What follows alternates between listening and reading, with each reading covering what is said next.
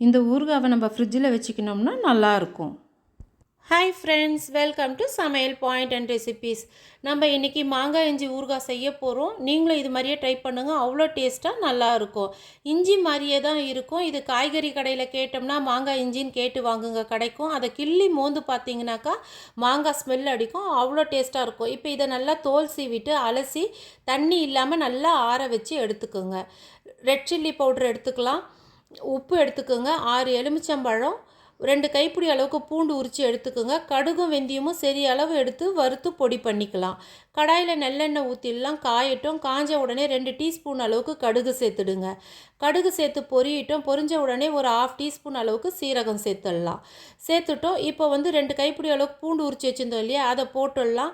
அதை போட்டுட்டு அதனோடவே நம்ம மாங்காய் இஞ்சி திருவி எடுத்துக்கிட்டேன் இன்றைக்கி. இப்போ திருவினதை சேர்த்து நல்லா கலந்துடலாம். ஒரு 5 நிமிஷம் பாதி சிம் வச்சு வதக்குங்க. ரொம்பலாம் வதக்கிடக்கூடாது, தண்ணியெல்லாம் இழுக்கட்டோன்னு வந்தால் போதும். இது நான் இன்றைக்கி 350 கிராம் அளவுக்கு நான் மாங்காய் இஞ்சி எடுத்துக்கிட்டேன். அதுக்கு உண்டான அளவு தான் நான் இன்றைக்கி சொல்கிறேன் நான். இப்போ இதை நல்லா வதங்கி வந்துடுச்சு. ஒரு 5 நிமிஷம் வதக்கிட்டோம் போதும். இப்போ அதில் 6 எலுமிச்சம்பழத்தை நம்ம புழிஞ்சி அதில் சேர்த்துடலாம்.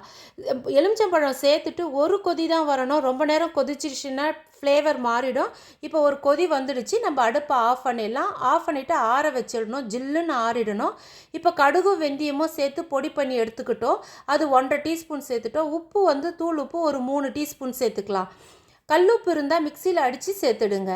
ரெட் சில்லி பவுடரை ஒரு 4 டீஸ்பூன் அளவுக்கு சேர்த்துக்கோங்க.